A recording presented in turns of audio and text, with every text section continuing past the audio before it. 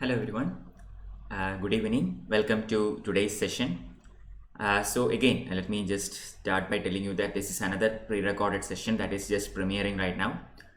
Tomorrow I will be there live. Okay, Wednesday. Tomorrow I will be here live for the third part of this lecture, and there you can ask me any queries or anything that you want from all our previous classes.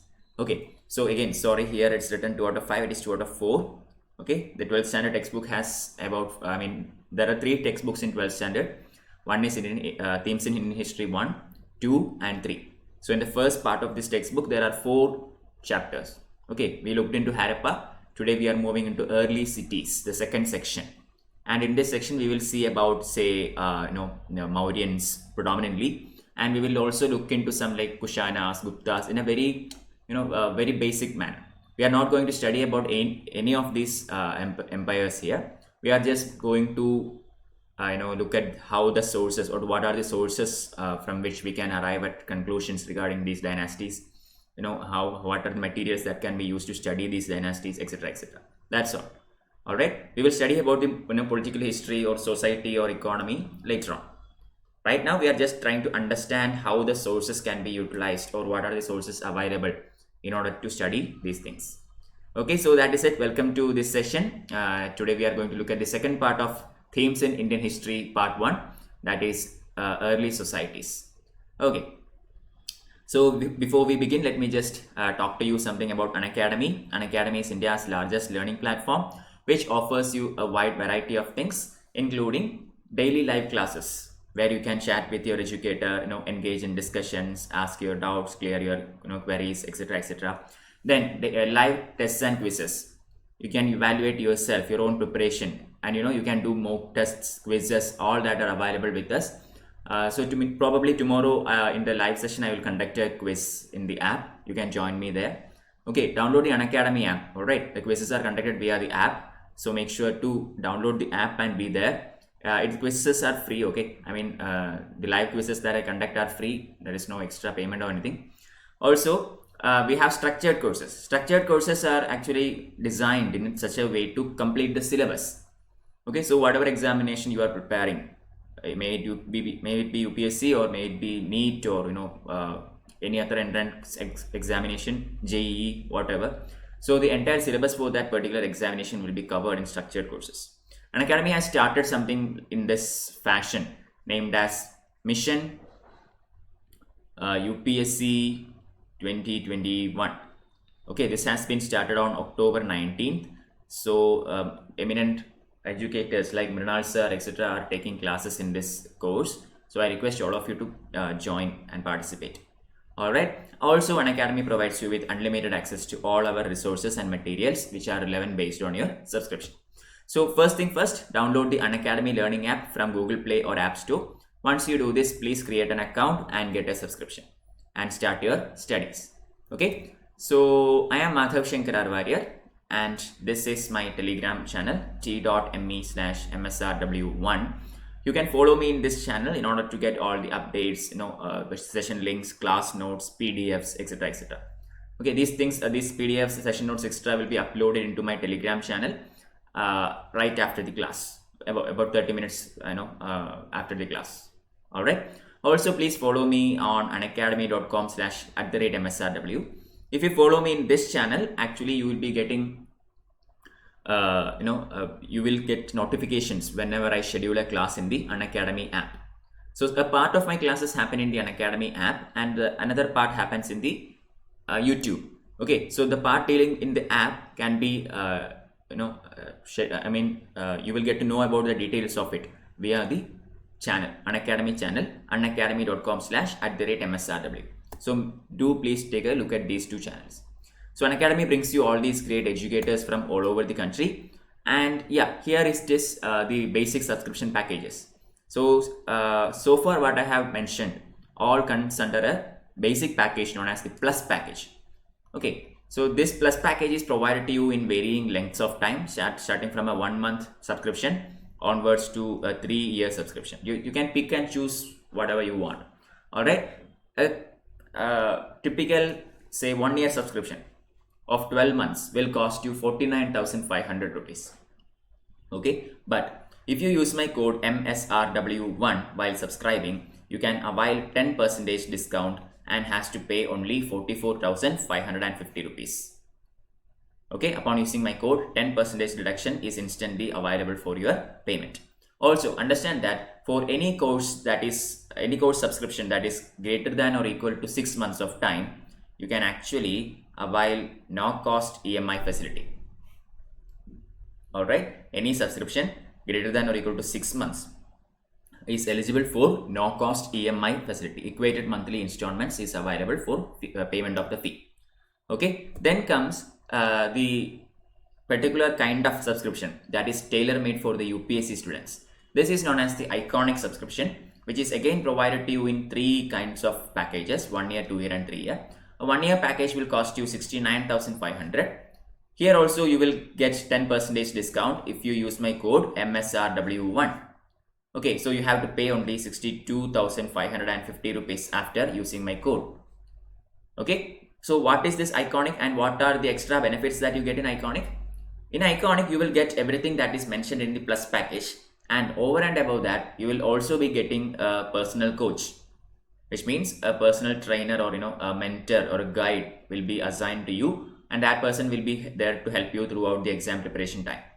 Then daily mains answer writing practice, study planner, personalized feedback sessions, all these are available to you in the iconic subscription, which is tailor made for UPSC aspirants. Alright, so this is about the GS paper. Coming to optional subjects, Unacademy provides you with a wide variety of optionals which may not be available for you locally. Okay, so in Unacademy, almost all the UPSC optional subjects are available. You can pick one according to your interest and join for a course. A 1 year subscription here will cost you 27,500. If you use my code MSRW1, you can avail 10% off and has to pay only 24,750 rupees. Clear? So grab a subscription as soon as possible and start learning with Unacademy. So here is a look at my Unacademy channel, unacademy.com/@MSRW. You can watch my previous videos for free in this channel. Okay, almost all the videos I have done is free only. So do take a look at these classes and then get a subscription for unlocking the premium classes.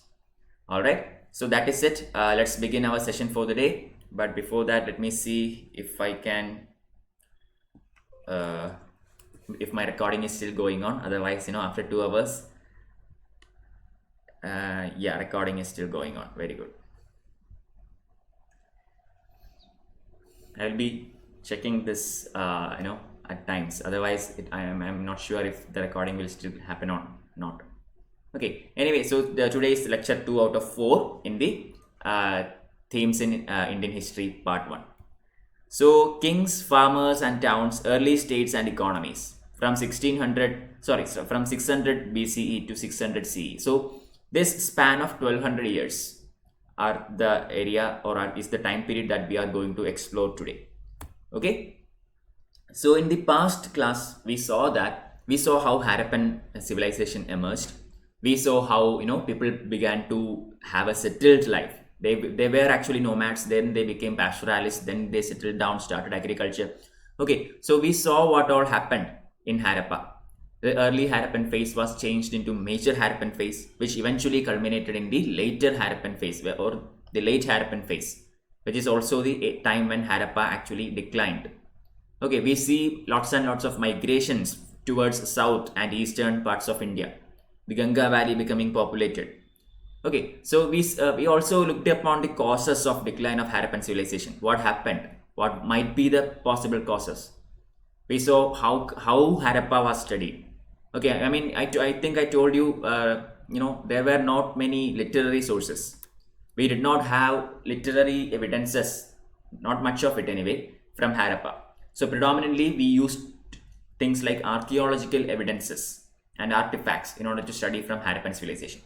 But as time went on and more, the society became more and more civilized and more and more educated or whatever, people began to understand about the art of writing. I mean, even Harappans knew about writing, but their script has not been yet deciphered by us. Okay, so the first script, or maybe the earliest script that we are able to understand, comes from the time of Maurya. Okay, from the time of Mauryans. So we are going to look at the developments since the end of Harappan civilization. All right. So after Harappa, something known as the Vedic age came in. In Vedic age also we have many textbooks. The Rig Veda, for example, has been made at that time. Then we have other three Vedas which came eventually. All right. So Rig Veda was actually composed by people living along Indus and its tributaries. So from the same region only, the Sindhu region. Okay. So as I have mentioned, now the agricultural settlements began to grow. The population started moving towards other parts of the country or subcontinent which has not yet been explored. For example, pastoral populations in Deccan and South India region started to come up. Okay, in the Deccan region or maybe in the South Indian region, we have some kind of cities even at that time, even during the time of Harappa. We know this from the trade and all. If you remember, Harappa imported gold from Karnataka, the Kolar region, the current Kolar gold mines. Okay, so some kind of communication existed even during the major phase of Harappa, but this kind of actual growth in population or this kind of unifying of the entire subcontinent started happening only after the decline of the civilization. Okay, so in this chapter we will see how the dead people are actually buried. We looked into different kinds of graves in Harappa. But today we will see that, and it's not just some graves that is lined with bricks, but more than that, in South India the practice of megaliths existed. What is megalith? Mega means large, lith means stone. So large stones were used as some kind of a epitaph on top of the burial. All right. So megalith burials are very popular in South and Central India in the first millennium BCE. Okay, now these people were actually buried with a rich range of iron tools and weapons, for protection or for whatever purpose in the afterlife. These kinds of belief existed at that time. So at least that's what the historians and the archaeologists think. Okay, so from 6th century BCE, we see emergence of early states. So this is the time when we actually, which is of interest for us in this chapter. Okay, so 6th century BCE. Everything that I talk about today will deal with this time zone. I won't repeat this. I want to put it very clear there. Don't get confused what time of history I'm talking about. I'm talking about this time around 6th century BCE. All right. So here we see many states emerging here and there sporadically. Okay. Agricultural production began to become organized rather than a very nomadic fashion, or rather than something very uneven happening here or there. Agricultural production began to become more and more organized, and eventually we start to see many new towns have emerged in various places. Okay, so we will see about all these things, and we will see how these things happened, and what happened afterwards, etc., etc. But the most important evidences or the sources of us getting to know about all these things include inscriptions, texts, coins, and visual material. Remember, we do not had any of these things. I mean, coins is not there in Harappa. Harappa was, the economy of Harappan civilization was barter system. So we do not come across coins. Similarly, texts. We do not have any text during the Harappan time because, if there was a text during Harappan time, it is not available to us. Maybe it has disintegrated. But whatever we have is archaeological evidences. We do not have any literary works as such from those times. Clear? And even the archaeological sources where we see some kind of Harappan script is yet to be deciphered. So we do not know much about writing until the time of 6th century BCE. Alright? So, who is the first person to have deciphered the Ashokan scripts? Okay, so the first person to have deciphered this Brahmi and Kharosthi script is known as James Prinsep. Alright, so James Prinsep, a very eminent epigraphist. Epigraphist means those who study epigraphy, that is inscriptions. Alright, and scripts. So James Prinsep was the person who managed to finally decipher two very ancient scripts Brahmi and Kharoshti. Brahmi script is popular in major part of India, and Kharoshti is seen towards the northwestern regions of India. It's a mixture of various languages. Okay, so these have been deciphered by James Prinsep. Now, in this script, while he was deciphering, he came across two very famous terms. One of which is Piyadasi. Okay, Piyadasi. Piyadasi literally means pleasant to behold. Okay, means pleasant to behold. It's like, very handsome, or maybe very masculine, like that kind of thing. Okay, it's really beautiful. That's what it means, Piyadasi. So in a few inscriptions also refer to a king named Ashoka.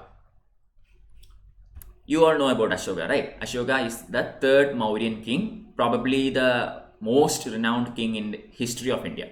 Ashoka. So King Ashoka or the Emperor Ashoka the name is referred in some of the inscriptions, and in some other inscriptions he is referred to as Piyadasi. In some other inscriptions we find another term which is Devanam Priya. Devanam Priya, which means what? The favorite of the gods. Devanam Priya. So these kinds of titles and names have been found across various inscriptions. But understand that while coming across these terms for the first time, it is hard to say whether all these people are the same. Okay, I mean, how do we understand that Piyadasi is actually referring to Ashoka? How do we know that Devanam Priya is actually Ashoka? I mean, these are titles. Then as long as the name is not mentioned, we cannot be sure about it, no? But even then, the archaeologists and the historians were able to arrive at the conclusion that all these titles pointed to the third Mauryan king, that is Ashoka. Okay, we will see how they could infer all these things from the available evidence.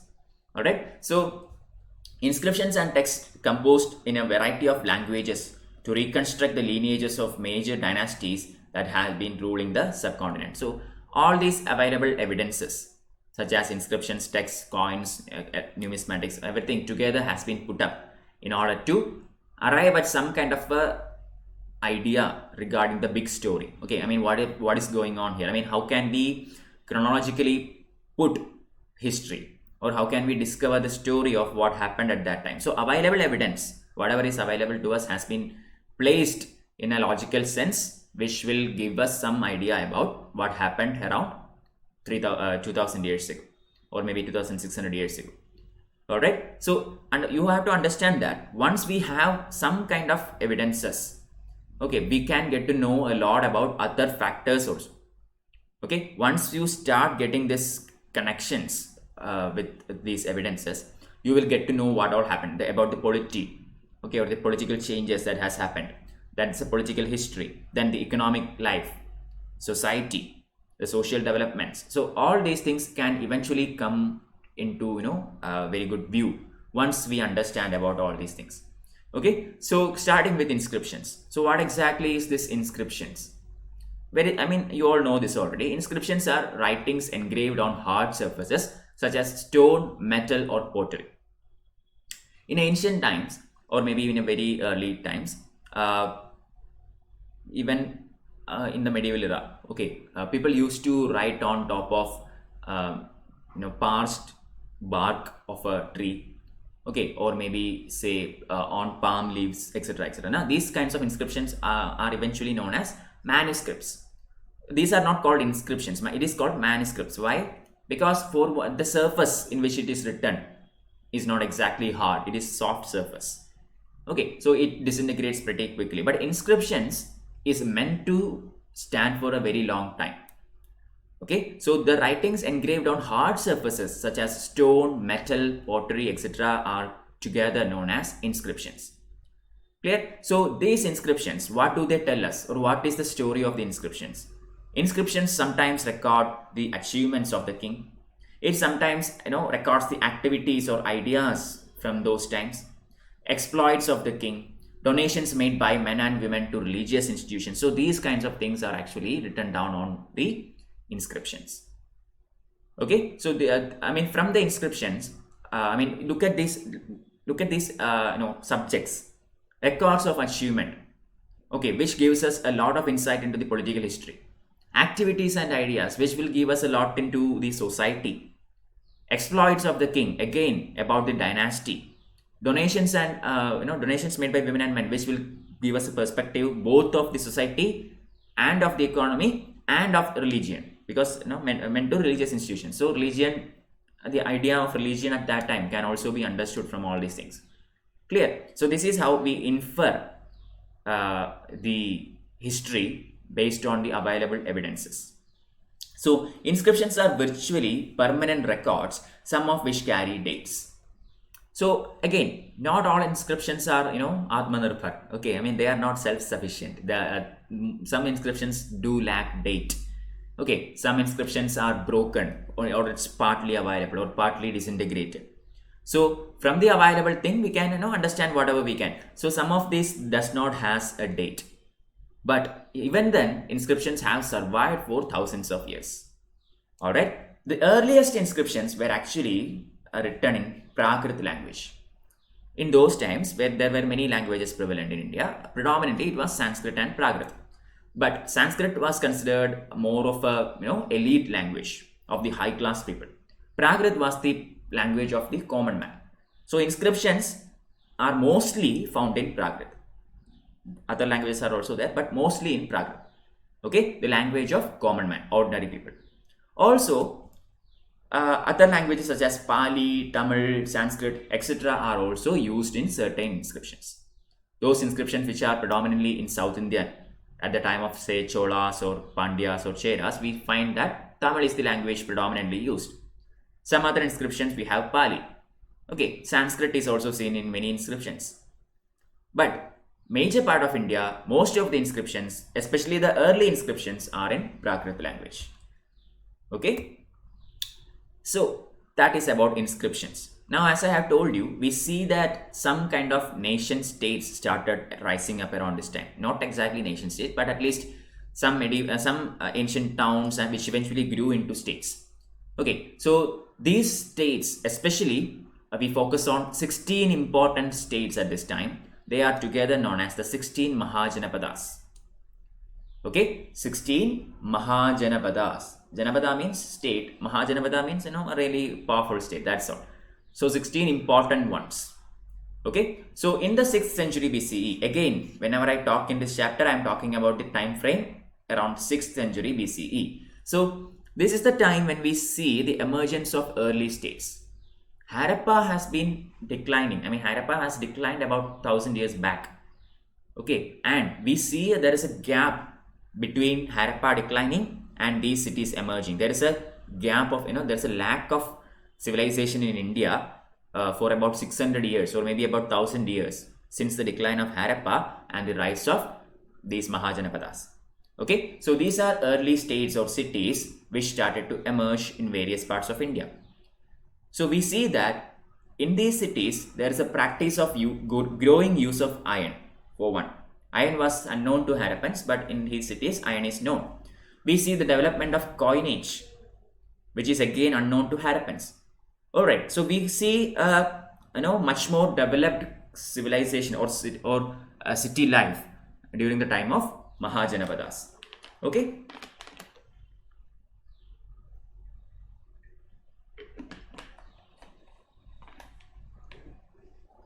So rise of these states actually comes with many contemporary developments. For example, diverse systems of thought. Okay, different schools of philosophy, say Buddhism and Jainism, emergence of these religion. Then 16 states known as Mahajanapadas which came up around this time. Okay, so understand that most of these Mahajanapadas were monarchies or autocracy, which means what? It is ruled by king. A king is the supreme authority and his word is the final one in the empire.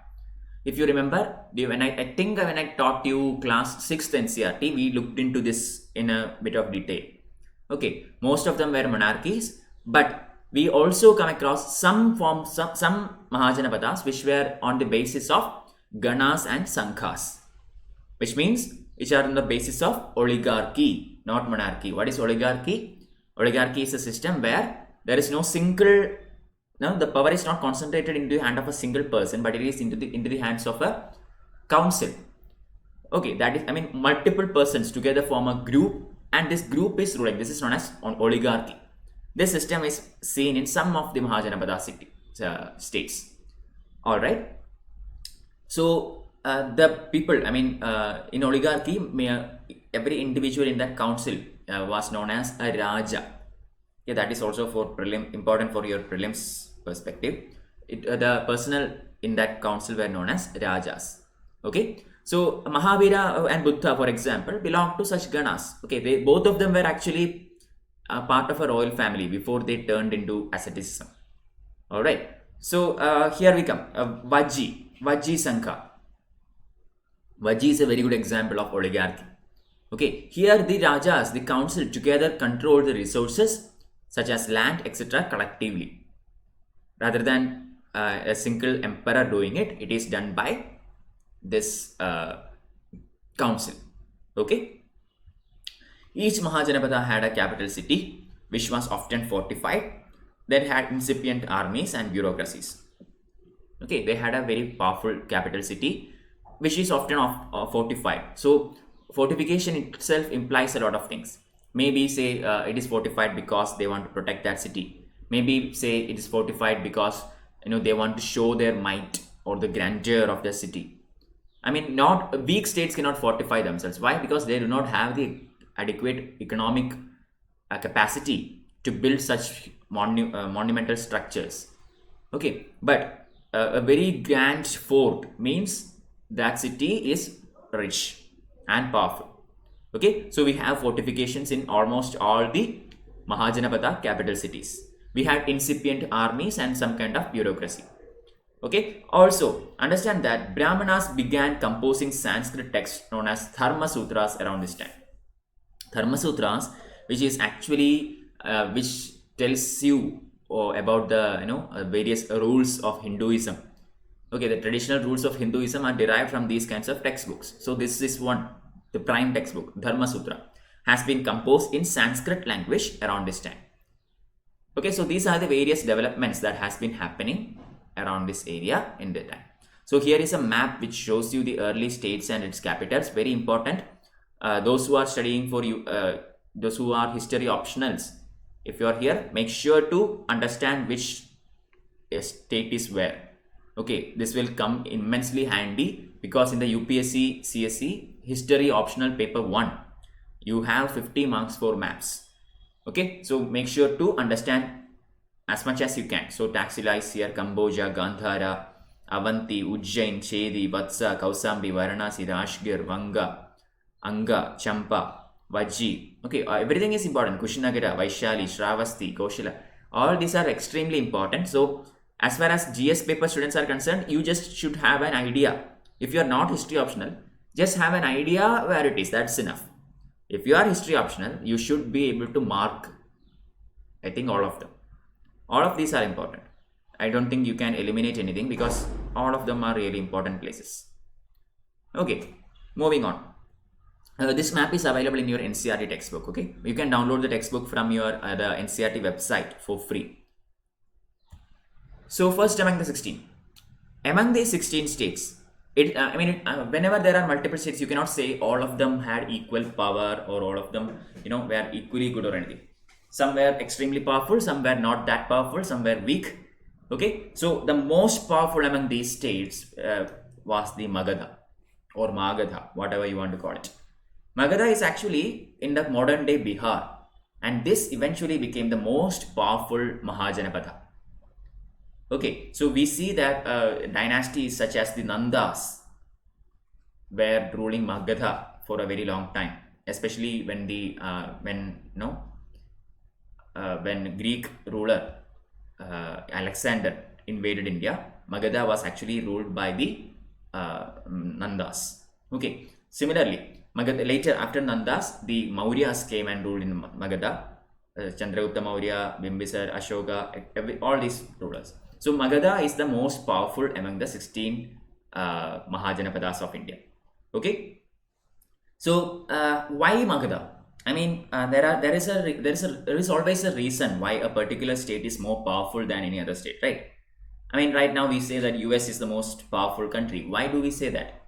Because of a variety of reasons. So just like that, Magadha is considered or has developed as the most powerful state in the Mahajanapadas because of a variety of reasons. Number one, region where agriculture was especially productive. Magadha is located in the Ganges plains.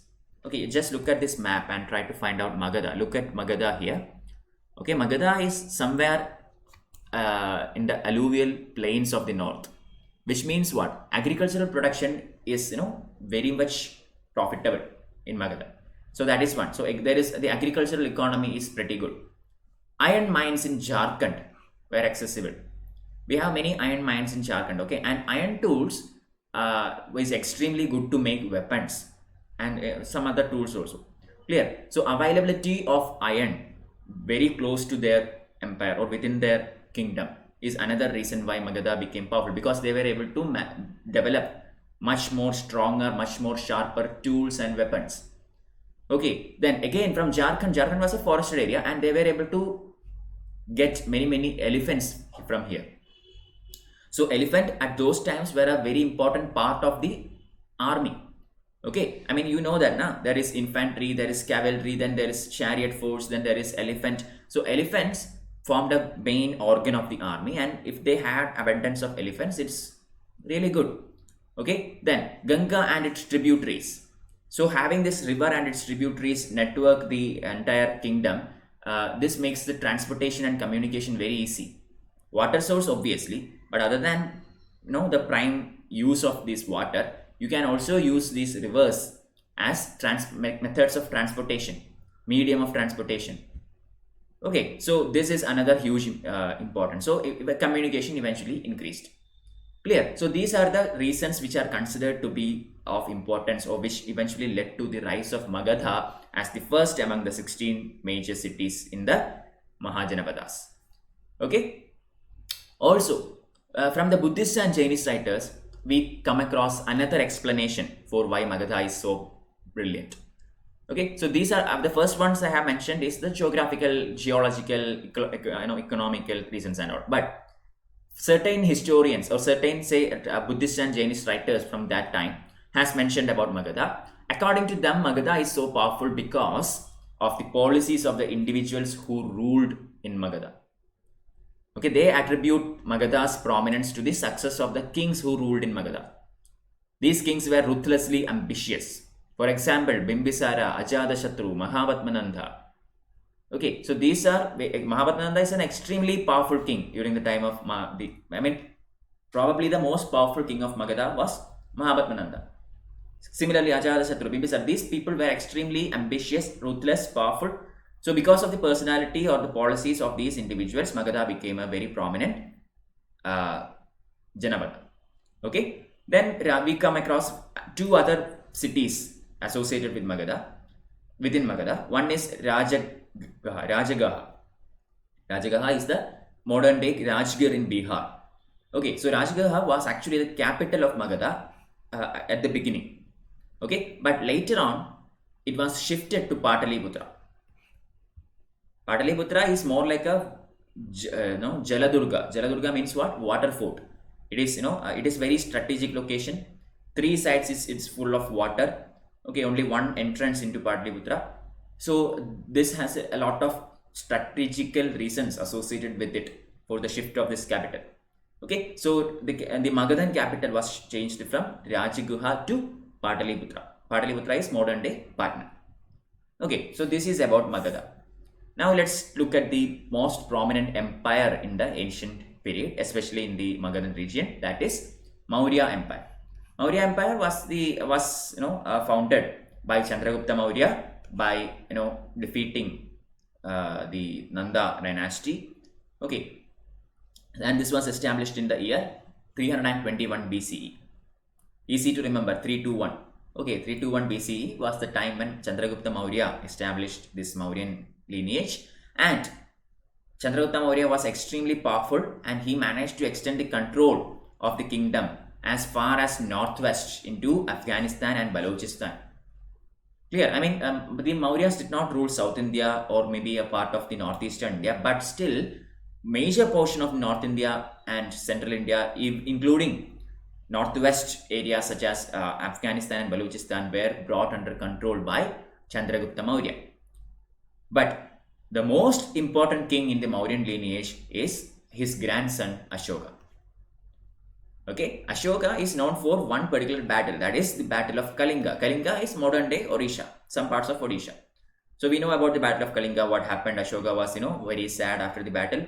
Even though he won it, he still chose to abandon this path of annexation and expansion, and he decided to follow the path of Dhamma. Okay, so what is this Dhamma? How is it important? We will see it in the future slides. Clear? So finding out about Mauryas. So how do we know all these things about Maurya? We know a lot of things about Mauryas. How do we know it?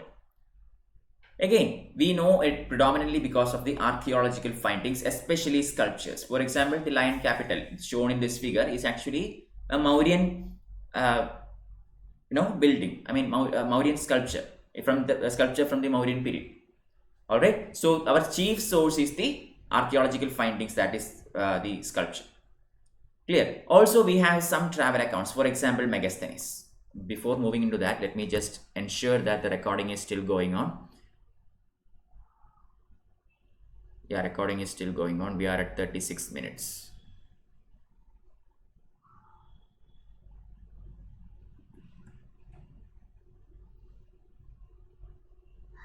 All right.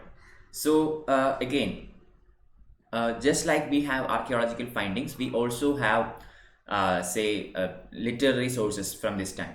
For example, Megasthenes. Megasthenes was the Greek ambassador to the court of Chandragupta Maurya, the first Mauryan king. Alright, and he has left us with beautiful accounts. There is a very famous book by Megasthenes. Anyone who wants to guess can pause the video here and make your guess. It is known as Indica.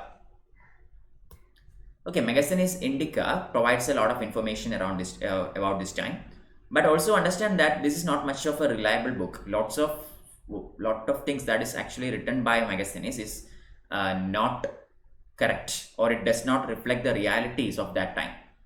Okay, so this is another source. Then we have Arthashastra, a major portion of which is expected to be written by Kautilya or Chanakya. Kautilya and Chanakya, same person, okay, different names, same person. Yeah, I mean, he is expected to have written this Arthashastra, and also you have to understand he was one of the ministers to the court of Chandragupta Maurya. Okay, so Mauryas are mentioned in some other textbooks also, especially religious textbooks of Buddhism, Jainism, some Puranic literature, and also in some very famous Sanskrit literary works. So we have lots of literary sources as far as the Mauryan era is concerned. But more than any of these things, we get the vast amount of understanding about Mauryas through the inscriptions of Ashoka. We come across inscriptions ranging for about, say, from 272 to 268 or 231 BC. These inscriptions are made upon rock, some are on pillar.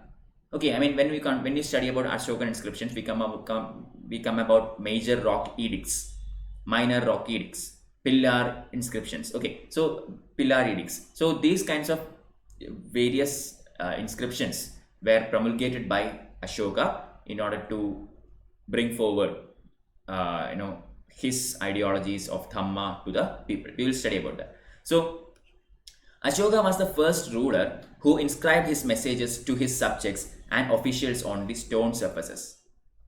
This is a prelims question. The first king in Indian history to have directly spoken or communicated with the people through his inscriptions is Ashoka. Alright, and he used these inscriptions to propagate his philosophy of Dhamma. So what is this Dhamma? What is it exactly? Dharma?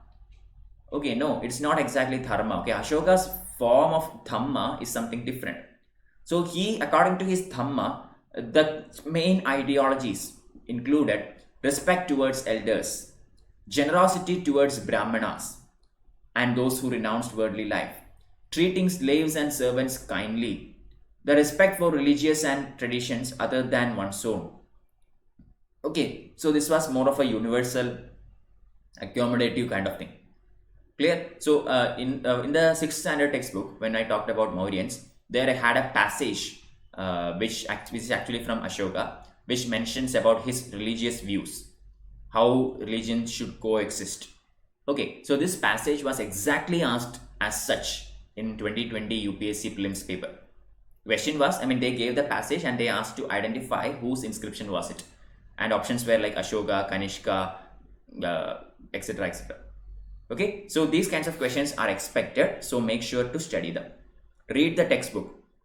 Clear, when you study with my PDFs, also make sure to have your textbook adjacently with you. If there are any quotes or anything, sometimes extracts from some other books are also shown in the NCERT textbook. So read that also. Do not skip them. Very important. When you study for 12th standard board exam, you can skip them, but you cannot skip them while you study for UPSC. Alright. Administering the empire.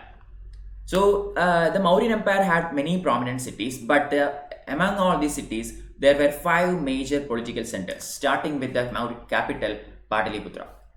Pataliputra was the Mauryan capital. Okay, so Pataliputra is there. Then we have Taxila. Then we have Ujjaini, Tosali, and Suvarnagiri. Clear? So these are the prominent political centers during the time of Mauryan period. And we see that in all these places we had some kind of inscriptions, and all these inscriptions actually said the same message. It conveyed the same message. Okay, so Ashoka's inscriptions were available at a wide variety of places, so we can understand his, the extent of his power. Okay, also the same message, I mean the exact same message is conveyed through each of these inscriptions. That is also very important. Ashoka's Dhamma is the content of these inscriptions. A uniform administrative system. So does that mean, I told you Ashoka had his inscriptions throughout his empire. Does that mean that all the part of this empire had a uniform administrative system? No, right? How can that happen? Consider India. Even though we have this kind of a polity, very established polity, still we have regional laws. Correct? Even though Kerala and Tamil Nadu are neighboring states, there is a huge difference between way of life here and way of life there. So, as for a country as diverse as India, it is it is not reasonable to think that the entire country had a uniform kind of administrative system. Clear? So we expect, or the historians expect, that the control was strongest in areas around the capital and the provincial centers. For example, Taxila and Ujjaini. These are important for important long distance trade routes. Okay, Taxila and Ujjaini are along the long distance trade routes, which are very important for the country. Then we have Suvarnagiri. Suvarnagiri is, as the name suggests, probably in the gold mine area of Karnataka. Okay, so these are the important provincial centers. So control in the provincial centers as well as the capital city might have been extremely powerful, but you cannot expect the same with other parts. There are there are outskirts of these cities. There are frontier regions, or maybe there are internal regions which are not that much developed. Okay, so you cannot expect the Mauryan monarchy to have that kind of a control in all the part of the empire equally. Okay, so Megasthenes actually mentions a committee of 6 committee with sub 6 committees. Okay, in Megasthenes Indica, he points towards existence of a committee, and this committee had 6 subcommittees which was used for coordinating military activity. Clear? So again, for ruling such a vast empire, you need a strong military. You cannot rule such a huge territory without adequate means of enforcing your rule. And here the method of enforcement is through military. Clear? So these 6 subcommittees were all dealing with military. One dealing with navy. Next one dealing with transport and provisions. Third one with foot soldiers. Fourth one with horses. Fifth with chariots. And sixth with elephants. These are the 6 subcommittees. You can see, every department of the army is looked into by these committees. Okay, and when I talk about this transport and provisions committee, the second committee, it includes a wide variety of things. That committee is responsible for arranging logistics. It's responsible for making sure that the soldiers are well nourished, making sure that the soldiers have everything that they want, the weapons are ready. Okay, so the entire logistics and transportation were looked into by this second committee. This is how very professionally the Mauryan system has been designed. Also, in order to propagate his Dhamma, Ashoka had special officers at his bid. These people are known as Dhamma Mahamatas. The only objective of these officers were to spread Ashoka's Dhamma, and Dhamma Mahamatas were extremely important in his kingdom. They were given very much respect, and they were some of the best officials in his kingdom, Dhamma Mahamatas. All right, moving on. So here you can see another map which will show you the distribution of Ashokan inscriptions. So the triangle ones shown here are the major rock edicts. Okay, the red triangles are major rock edicts. Then you have violet, minor rock edicts, square. Okay, square is the minor rock edict, and you have circle to represent the pillar edicts, pillar inscriptions. Okay, you can check into the map. There is a major rock edict in Kandahar region, Manshera, Shahbazgarhi, Kalsi, Girnar, Sopara, Sannati, Shishupaisagar, Junagadh, Kalinga. No, not in Kalinga. Okay, these are the major rock edicts. Try to remember the major rock edicts. Okay, minor is not that necessary. Minor, I mean, some of the minor inscriptions are important, but predominantly, at least be able to point to the major rock edicts. Okay, in the minor ones, some of them are important, such as Maski. Maski edict tells the name of Ashoka. Okay, so that is the reason why Maski edict is very important. So that is there. Then Brahmagiri is very important. All right. Then minor rock edicts, these two. Okay, study these two, very important. As far as pillar edicts are concerned, many are there. There is Sanchi, there is Topara, then Rumindei important, Rampurva important, Lauria Nandaga important, Lauria Ararach important, Sahasram important, Saranath again. Okay, Kausambi very important. Clear? So these are the pillar inscriptions of Ashoka. So again, look at this. Most of the minor Ashokan edicts has been obtained from the South Indian region, or say Central India, South India region. Most of the pillar inscriptions are in the eastern regions of India. Okay, major rock edicts are here and there, not exactly the cluster. Okay, so the distribution is also very important. Also understand, look at the map. You can see that Ashoka mentions some South Indian kingdoms such as Cholas, Pandyas, and Kerala Putras, probably Cheras. Okay, so these kingdoms were known to Ashoka. All right, moving on. How important was the empire? Okay, as far as from a modern perspective, how important was the finding of this massive empire? So when James Prinsep deciphered the Ashokan inscriptions and founded about the Mauryan dynasty, obviously British was ruling India. It was still the colonial era. So British Empire was actually both and interested, and they were excited to find out that India had such huge dynasties at that period of time.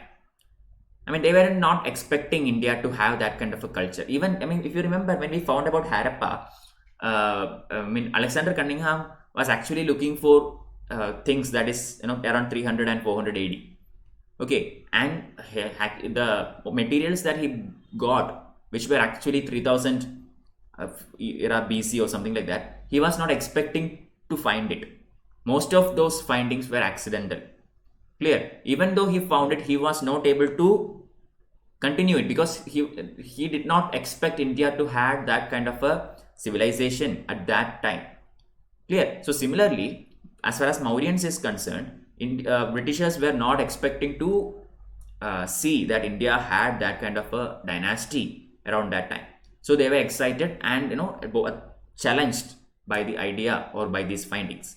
So archaeological findings associated with the Mauryas were considered to be examples of spectacular art typical of empires.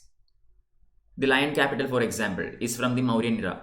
We come across lots and lots of such beautiful artworks, okay, sculptures, monuments, etc., etc. So when we find more and more about these Mauryas, we understand that Mauryan dynasty was one of the most powerful kingdoms or empires in the Indian subcontinent in the ancient times. So many of these historians found the message on Ashokan inscriptions very different from most of the other rulers. suggesting that Ashoka was more powerful and industrious and also more humble than later rulers who adopted grandiose titles. Again, correct. Ashokan inscriptions were predominantly dealing with Dhamma. Okay, but other inscriptions, say for example from Cholas or say from Cheras, I mean their inscriptions probably dealt with their achievements. I mean the king had conquered all the way up to Himalayas. I mean these kinds of achievements and expeditions has been inscribed there, or maybe some farman or royal orders from the king has been inscribed in these inscriptions. But as far as Ashoka is concerned, his inscriptions were very much into Dhamma.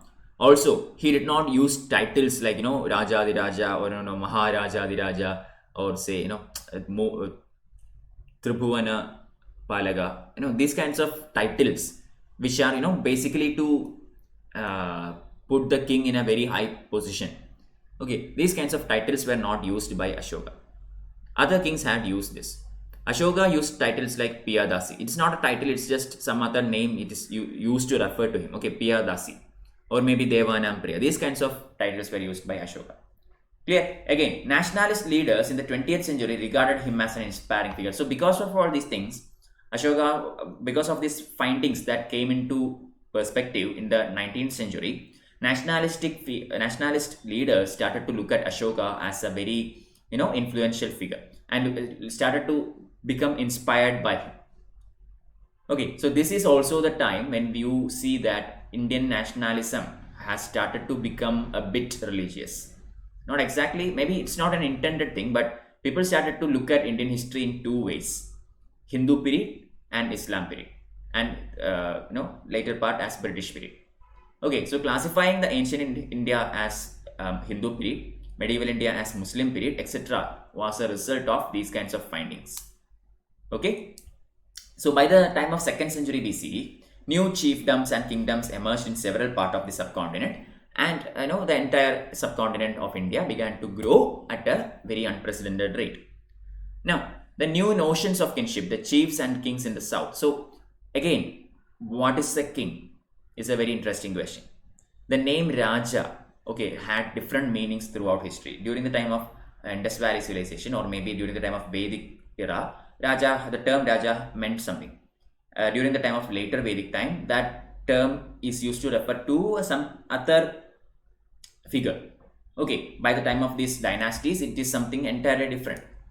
Clear? So as the time changes, the word meaning also has many drastic differences. Clear? Anyway, understand that apart from the Mauryas, some other kingdoms also existed around this time. Predominantly in the Deccan and the southern region, we come across three very famous dynasties. One is Cholas, then Cheras, and finally Pandyas. Okay, Cholas ruled towards the south Tamil Nadu region, Cheras in the Kerala region, Pandyas, beneath the Cholas, I mean south to the Cholas. Okay, so these rulers together ruled a area or region known as Tamilagam. So Tamilagam is actually a region which composed of Kerala, Tamil Nadu, Andhra Pradesh, and some parts of Karnataka. This is known as Tamilagam, and Tamilagam had been ruled by these three dynasties. From where do we get information about these dynasties? Predominantly from a very ancient textbook known as the Sangam texts. Okay, so Sangam period started around this time.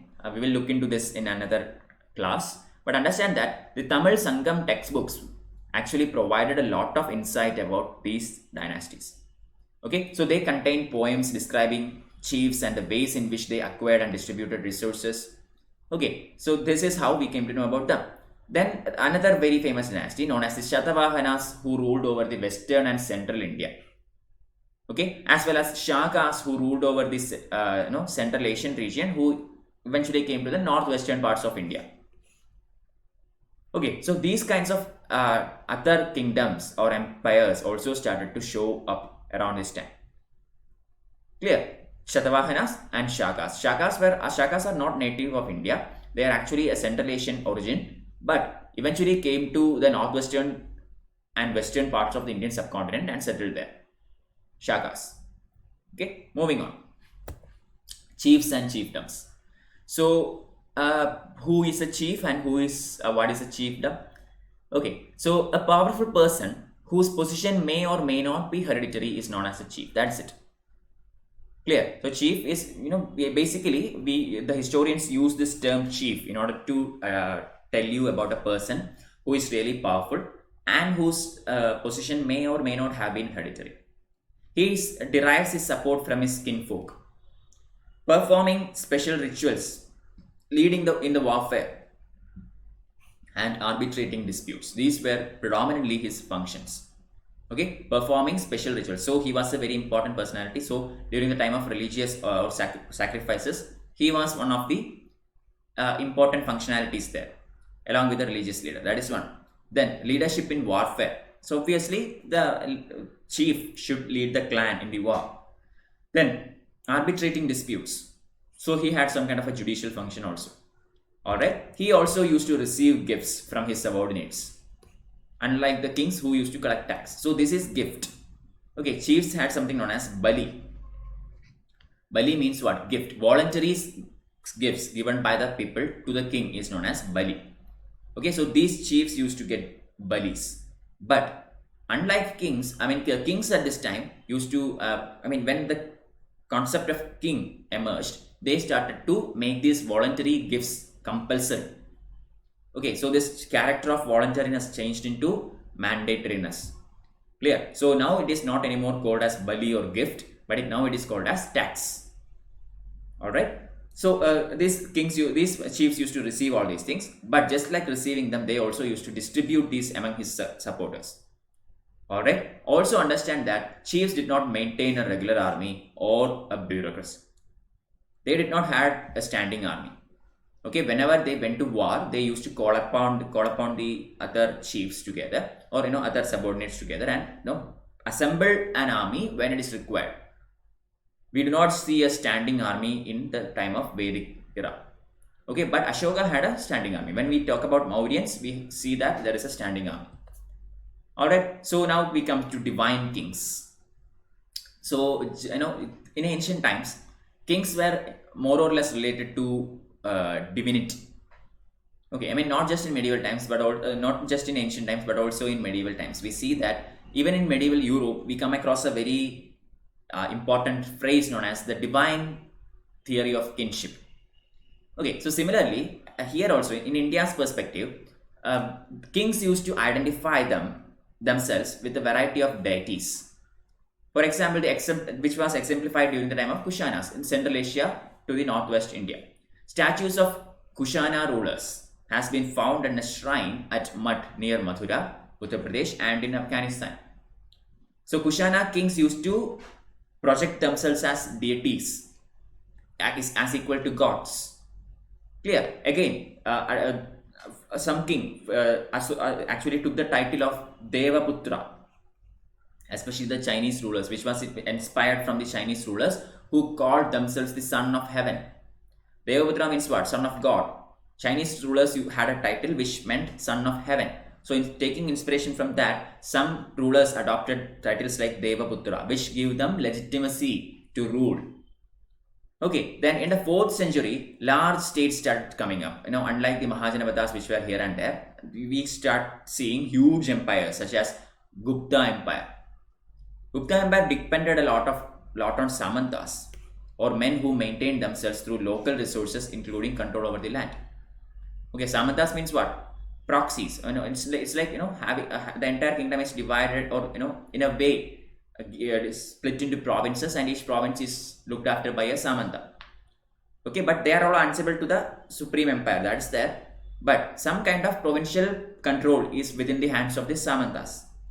Okay, then histories of Gupta rulers have been reconstructed from literature, coins, inscriptions, including prashastis composed to praise the kings in particular and patrons in general by both poets. So just like the Mauryan Empire, we study about the Gupta Empire, which is much more advanced. Okay, Mauryans ruled in the BC period from 321 BC onwards to some 150 years. But as far as Guptas are concerned, they ruled around 6th century, which means what? Which is much more closer to the present. Okay, so we have a lot of information regarding Guptas, predominantly from the prashastis. What are these prashastis? Prashastis are more or like pillar inscriptions. Okay, I'll just tell you.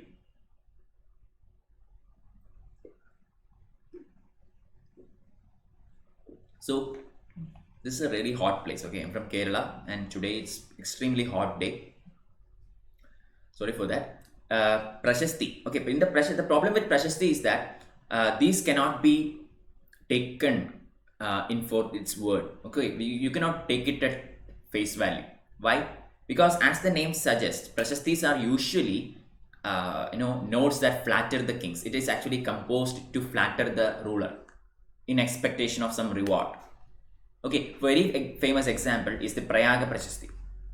Prayaga Prashasti, also known as the Allahabad Pillar inscription, is actually composed in Sanskrit by Harisena, the court poet of Samudragupta.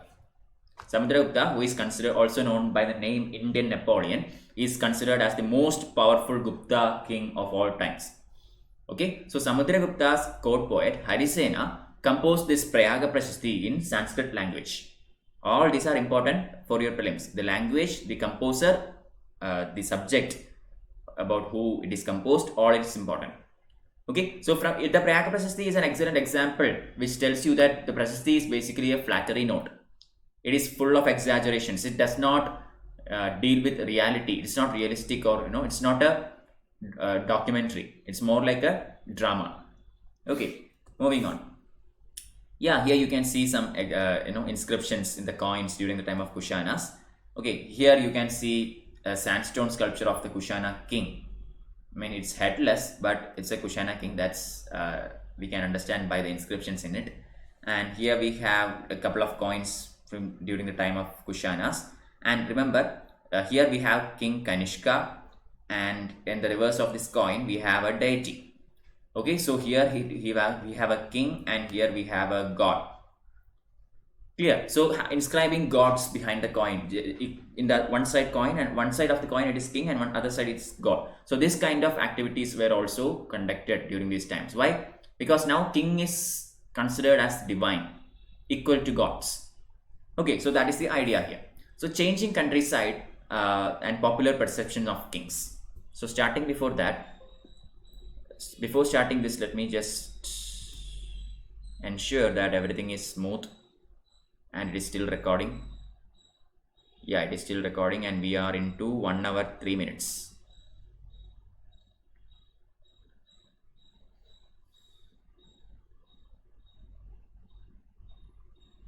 All right, so a changing countryside. Okay, popular perceptions of the kings. So ordinary people rarely left accounts of their thoughts and experiences. This is correct. Very famous kings, or influential people, aristocracy, they could manage to inscribe on, metal surface, or on large boulders, etc., etc. But common people were not into this. Okay, so it is very hard to understand about the life of common man. We do not get much of an evidence in this regard. Okay, even then there are some literary sources which talks about the life of common man. For example, the Jataka tales and the Panchatantra. Jataka tales, which is actually from deals with the stories of previous lives of Buddha. Okay, it talks a lot about the contemporary area about the contemporary society. When narrating that story, the society has to be mentioned. I mean, a background has to be set up while narrating the story. Similarly, Panchatantra is actually written by a person known as Vishnu Sharma. It also talks about the society, the prevalent notions, etc., etc. So these are the sources from which we can decode the life of common man from these times. For example, look at this story from Jatakas. Jatakas are actually written in a language known as Pali, and this is written around 1st millennium CE, Common Era. Okay, so here we have a story about Gandadindu Jataka, which actually describes the plight of the subjects of a wicked king, and these included elderly women and men, cultivators, herders, village boys, and even animals. So what happened in the story was, this wicked king one day actually disguised himself and went into among his citizens, and he was speaking with the citizens, such as elderly women. Then he spoke with some men, then to the cultivators, then to the herders, then he spoke to village boys, and he even spoke to animals. I mean, not literally, but that is how the story goes. So all of them, I mean, they did not understand this is the king because he is disguised. Okay, but all of them talked something bad about the king. Everybody had some complaints about the king. Okay, so finally king came to his senses and he actually abdicated the throne and went into the forest for the rest of his life. That is how the story ends. Clear? So these kinds of stories tells you not just about the king, although the central figure is the king, it tells you about society. It tells you about cultivators, it tells you about villages, it tells you about wildlife. Clear? So we can understand a lot about common man through these kinds of stories. So the relationship between the king and his subjects, especially in rural population, could be found in all these stories. Kings frequently tried to fill their coffers by demanding high taxes. Peasants particularly found such demands oppressive. Okay, so these are all conclusions or inferences that can be made from these kinds of stories. Now let's see what were the strategies employed for increasing the production. I told you, even now the economy is predominantly agricultural. We do not have mechanization any time in this period, not even in the medieval periods. Okay, so predominantly agriculture was the backbone of the economy. So how did they increase production?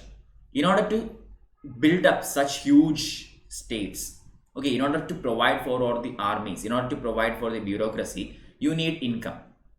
Clear, right? I mean, so for that income, merely subsistence agriculture is not enough.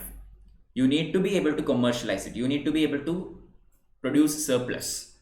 Clear? So shifting to plow agriculture, this is one of the major things that happen. Shifting to plow agriculture rather than using hands or some other things or wooden plow, they started introducing iron tipped plowshare, which actually became much more effective. It has more weight and it is much more sharper and all, so it will go better down, and a huge portion of the soil can be tilled using an iron tipped plowshare. Also, presence of alluvial soils, and in areas of high rainfall we see abundance of agriculture. Clear? So this is one strategy that came to fore, using iron plowshare. Then in the Ganga Valley, production of paddy was increased by introduction of the method of transplantation. What is transplantation? Transplantation is the method by which cultivation happens, where initially the seeds are broadcasted, and from once it grows into small plants or twigs, it is transplanted from one region to another region. Okay, this is good for water intensive crops. Clear? So this is another method which is much more effective, and this method was implemented that time in order to boost the production of paddy in the Ganga Valley. Clear? Similarly, in semi-arid regions, so Ganga Valley we have abundance of water. Some other areas we will get water during the monsoon season, but there are areas in India which often do not receive adequate amount of rainfall for conducting agriculture. For example, the semi-arid regions, Punjab, Rajasthan, these areas did not develop plowshare until 20th century. Okay, but they had their own methods. For example, in the Hindley tracts in the northeastern and central parts of subcontinent, we see the practice of hoe agriculture, which was much better suited to that terrain. So hoe agriculture is another method which is used in that part, or in that region. So depending upon the region, in the first the transplantation method was done in Ganga Valley, because that method would be effective in a place where water is available. In semi-arid regions it is useless. Okay, it won't work. So a different method is practiced there. In hilly tracts, it's something entirely different. So based on region, based on climate, based on weather and availability of water, the method of cultivation also was different. Clear? So in the semi-arid regions, for example, we do not have adequate amount of water. So they started building irrigation facilities such as wells, tanks, and in some rare cases, canals. Okay, so such water harvesting techniques or water harvesting or water reservoirs were built in order to provide for irrigation system. Moving on, differences in rural society. So now I talked to you that agriculture started to expand around this period. So it is not anymore subsistence, but it is also commercial. Okay, so I mean surplus is produced. This abundance of production started to cause social divisions and stratifications in the society. Okay, so the increase in production was extremely uneven. Some people were able to produce more. I mean, those people say for those who lived in alluvial plain, they were able to produce a lot compared to semi-arid region people, compared to hilly people. Okay, so those people who were able to produce huge amounts began to get huge benefits. Okay, and the other portion remained low. Clear? So that kind of differentiation among the people who are engaged into agriculture was very visible around this time. So there were agricultural land laborers, there were small peasants, there were large landholders. So these kinds of classifications started to come up. Some were able to use this extra production to gain more land or to invest more into agriculture and thereby gaining even more profit. Some of the rest were not able to do all these things, so they were still into subsistence agriculture. Okay, so for example, there were landless agricultural laborers who had to work on some other's land as tenants. Okay, then there were small peasants who had their own land, and then there were the large landholders who had abundance of land. Okay, so these two varieties, small peasants and large landholders, are together known as Gahapati. Gahapati is a Pali term that is used to describe these two categories, small peasants and large landholders. Clear? So these large landholders, then village headman, which was more or less a hereditary post, these kinds of figures started to become more and more influential and powerful in the society. Also, in the South Indian regions, in the Sangam test, we come across some other terminologies to refer to these people. For example, large landowners are known as Vellalars. Very important. Vellalars. Then, the usual normal plowmen were known as Uravar. Then you have the slaves, which is known as Adimai. So, Vellalar, Uravar, Adimai. These terms are very important. UPSC loves asking questions in prelims regarding these kinds of terms. You will have to know the meaning of these terms. Okay, so Vellalar or the large landowner, Uravar or the normal plowman, and you have the Adimai or the slaves in the southern Indian region. Okay, so let's look at that Gahapati once again. So what exactly is a Gahapati? Gahapati is basically an owner or a master or a head of a household. Okay, Gahapati, almost close to Grihapati, which is the head of a household. Okay, then he exercised control over the women, children, slaves, and the workers who shared a common residence. So at those times, these influential people had lots and lots of people in their house. Okay, I mean, they had many slaves, many workers, etc. etc. So Gahapati was the person who had control over everything else in that house. Everything in that house. Women, children, slaves, workers, so and so. So they actually were owner of the resources as well. The land, the animal, other properties, other precious materials are all belonged or are all under the ownership of Gahapati. Okay, then this title actually was a marker of the status for men belonging to the urban elite, including wealthy merchant. Gahapati is not any commoner. Okay, he is a very influential person, and this title has often been used as a mark of status, especially by the ones who are belonging to urban elite class, also wealthy merchants. Okay, so this is about Gahapati. Now let's go back and look at the land grants and rural elites. I told you about agriculture, I told you about the social differences that started to come up. Now let's see how was this land a commodity now? Was this granted for, what was the purpose of land grants, or how did it turn out to become an economical instrument? Okay, so grants of land being made were recorded in many inscriptions, especially stone and copper. Okay, we have many inscriptions from those times which actually talks about land grants, which to various people, say to temples or say to brahmanas, etc. etc. Most of these inscriptions were actually in Sanskrit, and the rest of them in the local language. For example, in the Tamil Nadu region, the Tamilagam area, we have inscriptions in Tamil and Telugu. But predominantly, these inscriptions were in Sanskrit. Understand that, although I told you, the headmen usually are men, okay? Village, the Gahapati is actually men. It's never given to women. But also in these times, women were not allowed to have ownership of properties, of land property especially. Okay, but there were some exceptions. Very influential people such as Prabhavati Gupta. Prabhavati Gupta is the daughter of Chandragupta II, also known as Vikramaditya. Okay, Chandragupta II is known as Chandragupta Vikramaditya. So Chandragupta Vikramaditya was one of the most powerful rulers at that time. So Prabhavati Gupta, being his daughter, was a very influential person.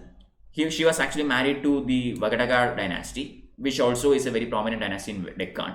So she owned land. Okay, I mean she had access to land, clear, which she granted to various institutions or people or whatever. So we have inscriptions stating that Prabhavati Gupta had made land grants, although women usually did not had access to land. Okay. Then regional variations in the size of land donated. So again, there has been, it's not equal or anything. In some areas we see a lot of land grants and inscriptions regarding land grants. In some areas we do not see that much. Clear. So based on the topography, based on the development of that area, etc., etc., there are regional variations in the sizes of the land donated. Okay, the idea was, I mean, from all these land grants, from all these inscriptions that has been found about land grants, the historians came to arrive at some conclusions, or they started thinking, why would you do this land grant? What is the purpose?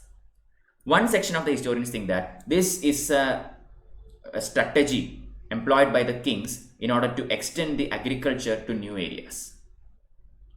Okay, I mean, when you give these land grants, the people who receive it is actually expected to develop it.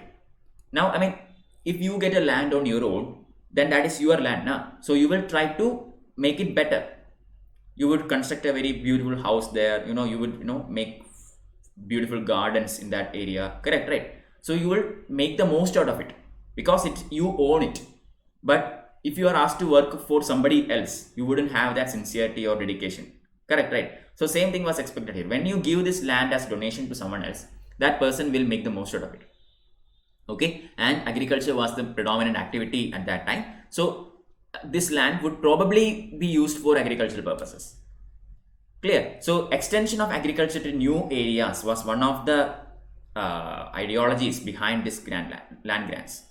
Clear? Then some other historians think that land grants is a symbol of the weakening of political power. We saw about Samantas. Okay, so whenever the chief authority, the emperor, is weak, the Samantas try to become independent. All right. So some historians think that by granting these lands to various people, the king is actually trying to, still stick on to his power. These land grants are, methods to influence other people to support him. Which means what? He is not in a good position. Which means there is a weakening of the political power. Okay, so such interpretations also started coming up regarding land grants. Clear? Let's move on. Moving to towns and trade in new cities. Okay.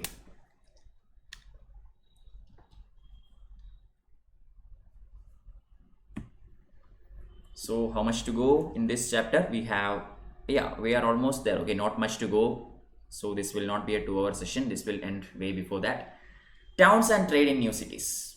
So we are going to look at again the period of the 6th century BCE into the capitals of Mahajanapadas, which started to emerge at this time. Clear? Understand that most important capitals or most important regions actually were located in the routes of communication. Consider Pataliputra. Consider Pataliputra is in Jaladurga. I told you it is surrounded by rivers, which is riverine communication area. Pataliputra. Ujjain is in between land routes, very important land routes at that time. Ujjain. Puhar is a coastal region, so very important again. Mathura had many trade routes going through this region. So overall, all the important cities in this time was actually a resultant or of some kind of activity or some kind of communication activity. Clear? All these were in the trade routes. That's it. In simple terms, all these were in the trade routes. So urban population, the elites and craft people. So in the urban area, we come across very beautiful black polished pottery. Okay, and this was known as Northern Black Polished Ware, or the NBPW. NBPW is considered as a luxury item, and it is probably used by the richer sections of the society, the elites. Okay, so NBPW is actually one of the discoveries that helps us to understand that the urban people had that kind of development at that time. Also, luxury goods were, very prominent at this time. Also, we come across lots and lots of metals such as gold, silver, copper, bronze, ivory, glass, shelter. All these materials are also found in abundance in many regions. So this again tells you that economy was flourishing. I mean, you have gold, silver, etc. Na? So obviously it should be flourishing. Then we come across many inscriptions which mentions the name of the donor as well as his occupation. Okay, so we come across washing folk, weavers, scribes, carpenters, potters, goldsmiths, blacksmiths, officials, religious teachers, merchants, kings, etc. etc. From these inscriptions, we know that the town people, the urban people, had engaged in all these kinds of things. They were engaged in various forms of activities: washing, weaving, scribes, carpenter, potter, goldsmith.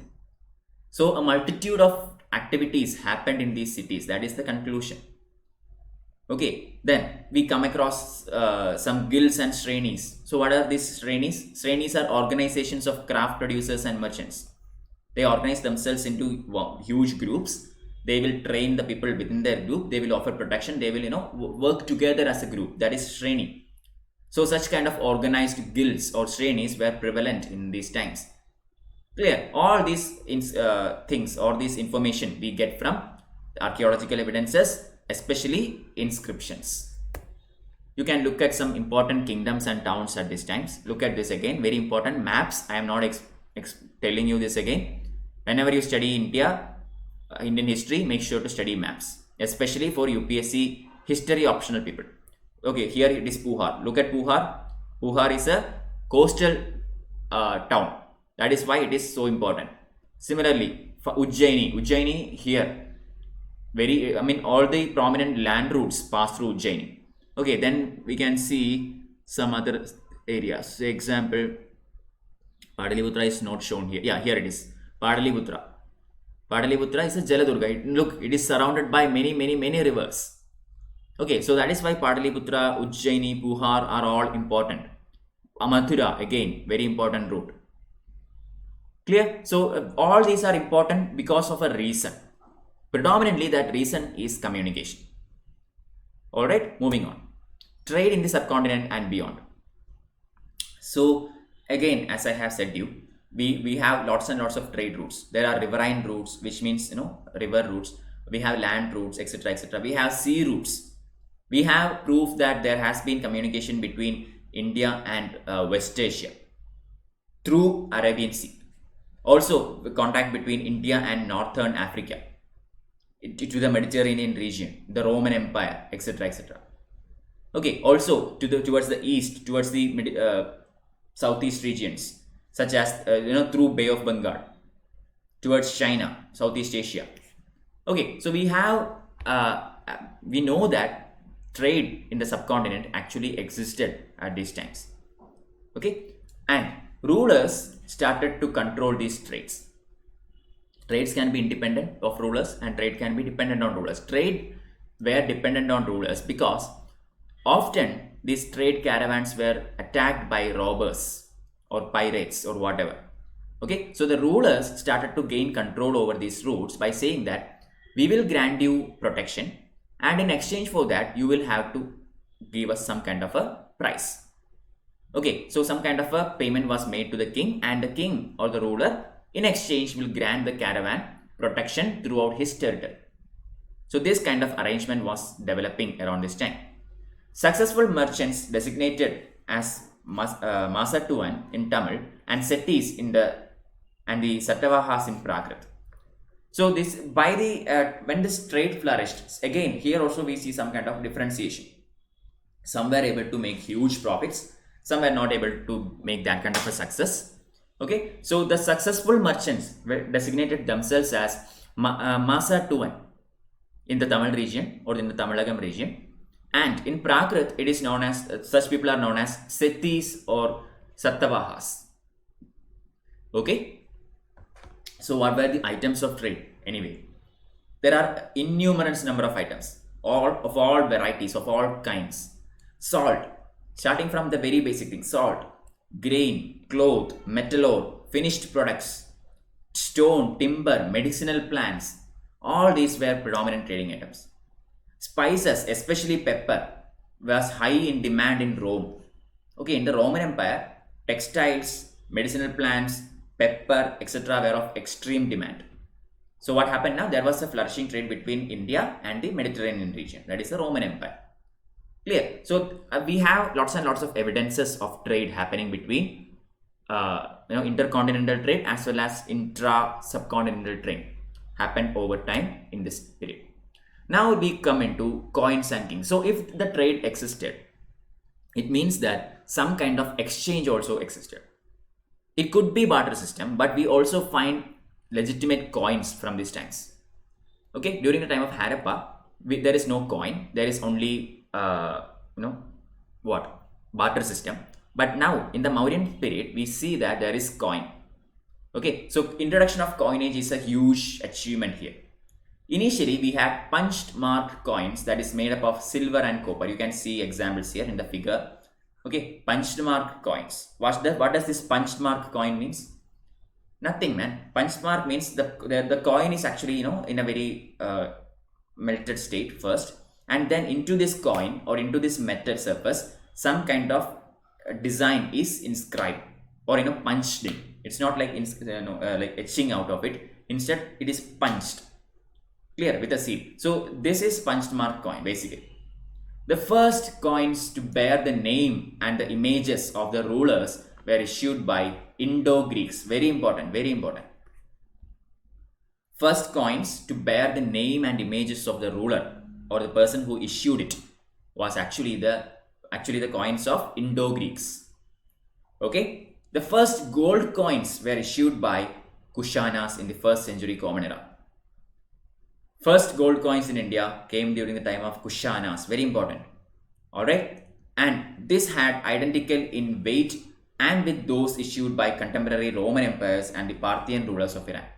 So Kushana gold coins were actually very much identical in weight compared to the Roman coins and the Parthian coins that were distributed at that time. Okay. So some kind of commonality or standardization was there. We also find that around this time there is widespread use of gold coins, and we also already have established the fact that gold is a very very rare metal, and at the same it had a very huge value. Okay, just like now, even during those times, gold had a huge value. Okay, so abundance or the widespread use of gold coins imply that the economy was also very much prosperous and enormous value transactions happened at that time. Correct, right? I mean, consider say 10 rupee note and consider a 2000 rupee note. We have many 10 rupee notes because we used to just buy small things, to go to a tea stall and buy a tea or a vada. Okay, we can give this small denominations, 10 or 20 rupees.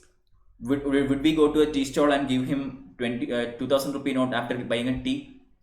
No, right? 2000 rupee notes are used for high value transactions. Say if you are going to a mall and buying a shoe, a high-end shoe, then it will cost you 2000 rupees or maybe even more. At that time, for high value transactions, you will use higher denominations. So here also gold is a higher denomination coin, so higher value coin. So it is used in abundance, which means what? Most of the transactions were high value transactions. Okay, so coins were also used by tribal republics. You might think tribals are not that much evolved this time, but coins were used, or numismatics were sources are there as far as tribal people are concerned, tribal republics are concerned. For example, the Yaudheyas of Punjab and Haryana, they used to make coins, mint coins. Gold coins were issued by Gupta rulers also. Okay, Gupta rulers are actually the rulers who have minted the most number of gold coins in India. Kushanas introduced gold coins in India, but most number of gold coins were made by Guptas. Understand that the early Gupta gold coins were of immense purity, but the later coins were in declining purity. Okay, in general, Gupta coins are not that much high or in content of gold, not that much pure. Clear? So this actually shows that there is some kind of economic decay around this time. the content of gold or the purity of the gold is low, which means what? The Guptas cannot afford to produce that kinds of coins anymore. So there is some kind of economical crisis or issues happening around this time. That is what it means. Clear? From 6th century CE onwards, we find that gold coins taper off, which means there is some kind of collapse in the Western Roman Empire, or maybe distance trade has declined. So post-Gupta period, 6th century, Guptas were ruling, and after their time, as I have told you, even during the Gupta time, we see the declining purity of gold coins, and very soon we will see we do not have any more gold coins. Okay, why?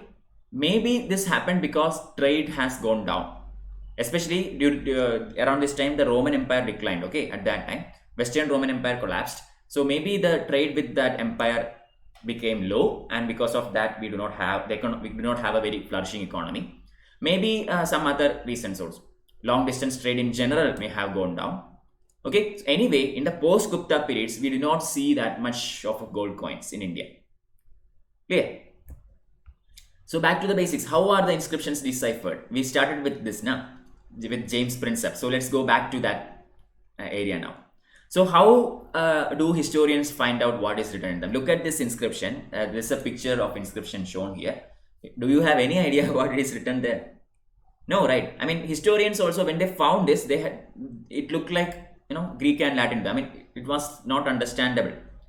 It looked like lots and lots of pictures here and there, some kind of, dash, dots, lines, etc., etc. So how was the decipherment process? That is what we are going to see. So deciphering Brahmi. Okay, in this image here, Ashokan Brahmi script is shown in this side, and in this side the corresponding Devanagari script is seen. Devanagari we know because Hindi is actually from Devanagari, Sanskrit is from Devanagari. Okay, so because of that matter we know Devanagari script, but we do not know Brahmi. Okay, I mean, we cannot associate this symbol, we cannot exactly understand this symbol. Okay, so most scripts used to write modern Indian languages were derived from Brahmi, and this is used in Ashokan inscriptions. Most of the modern day Indian scripts actually came from Brahmi script or derived from Brahmi script, although it is not used as such. Okay, and Brahmi script was predominantly used in Ashokan inscriptions. Clear? So how did the historians, how did the epigraphists study this now? They started from present day languages, which is considered to be evolved from the script, and then went backwards. Okay, so they studied contemporary Bengali and Devanagari scripts, and once they studied this, they worked backwards, trying to relate some of the modern day letters to the olden day script. That is how they did it.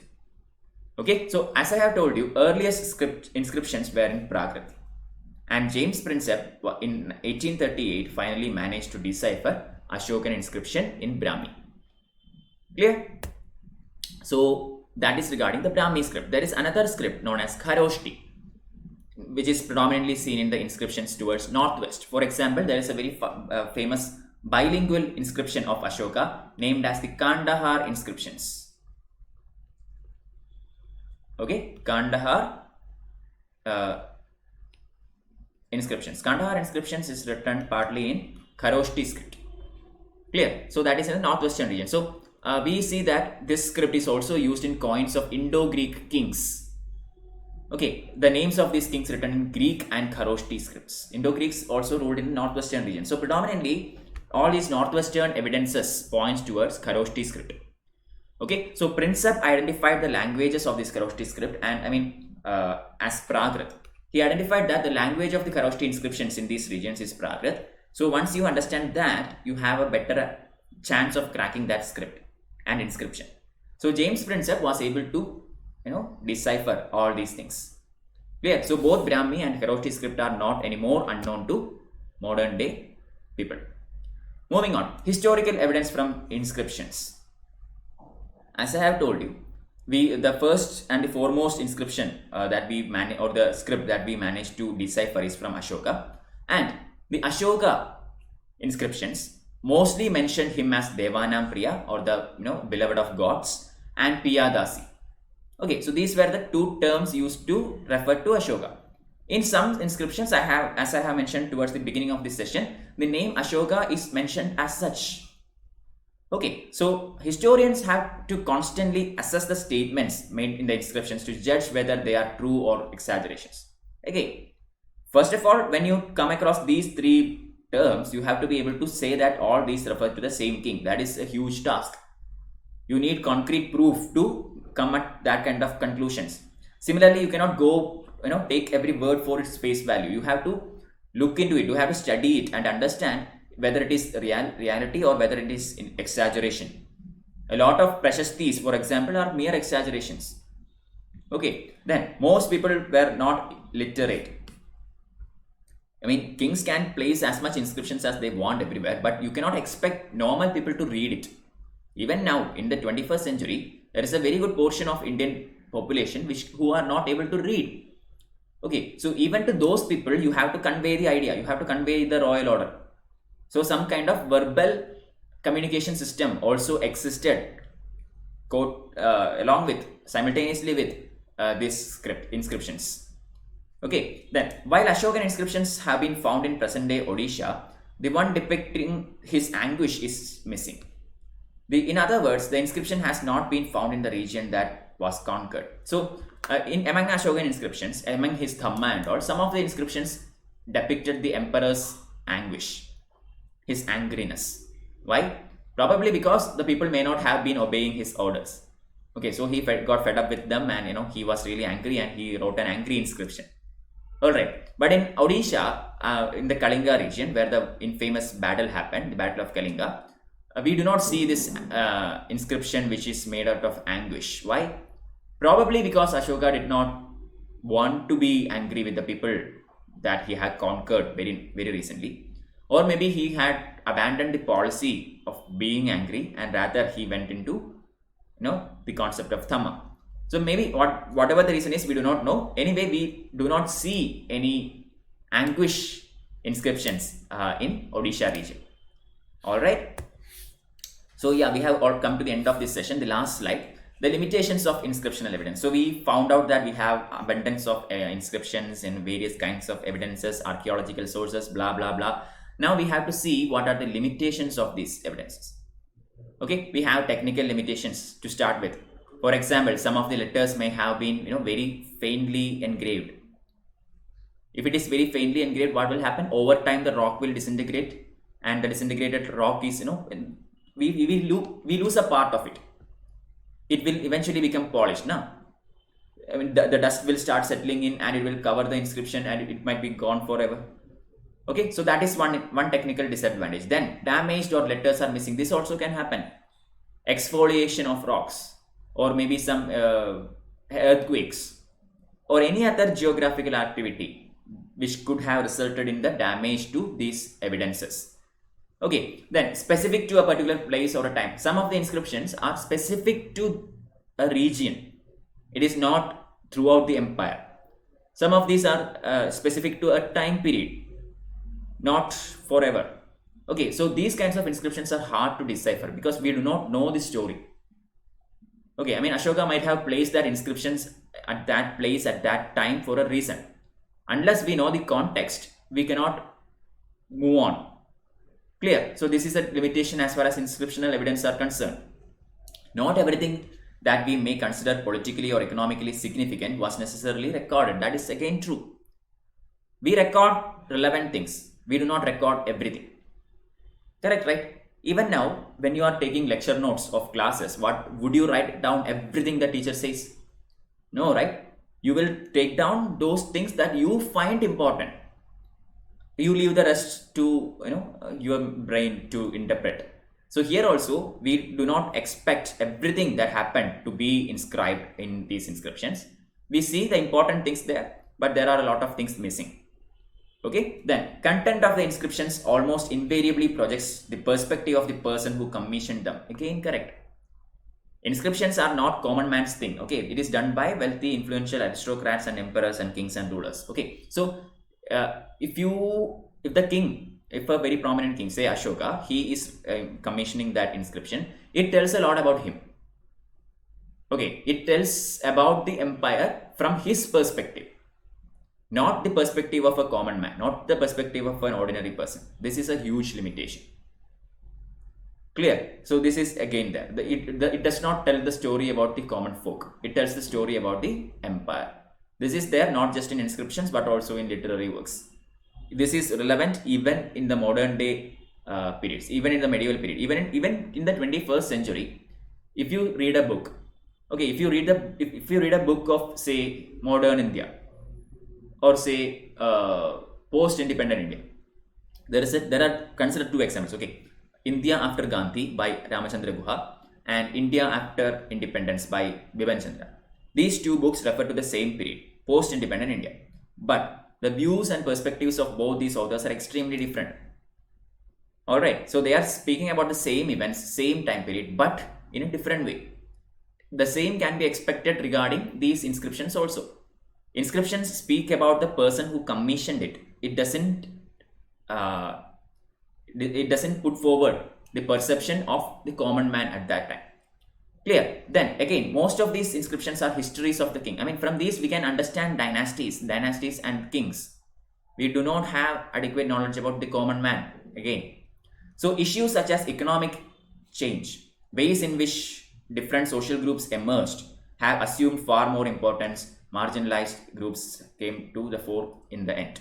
So earlier, when these historians and archaeologists started studying about history, they were focused on political history, about dynasties, about kings, etc., etc. Okay, but eventually the focus shifted from political stories into economy, into society. How did the people live at that time? These kinds of topics started to have more and more focus. And very recently, the focus again shifted to studying marginal groups at that time. We started to study about tribals. We started to study about those people who were considered as untouchables, how were their life. Clear? So the history can be viewed in many ways, in many perspectives. And over the time, the historians have changed their approach towards history based on areas of interest. Clear? So that is it. We have come to the end of this session. So here in today's session, we looked about especially the Mauryan period, but in general, we looked up into early societies, how it evolved, what are the evidences or what are the resources which helps us to study about this period. That is what we looked into today. Okay, I hope it was useful for you. And when we study, and I mean, when I come live tomorrow, you can ask me any doubts if you have. This is a pre-recorded class, so I cannot answer to any of your queries. Tomorrow, you can, I will be coming live, so you can ask your doubts and questions. Okay, so thank you for joining. Again, please use my code MSRW1 in order to get 10% discount in any Unacademy subscription. Alright, also please share this code MSRW1 with your friends. Again, if you want PDFs of my class notes, subscribe to this Telegram channel t.me/MSRW1.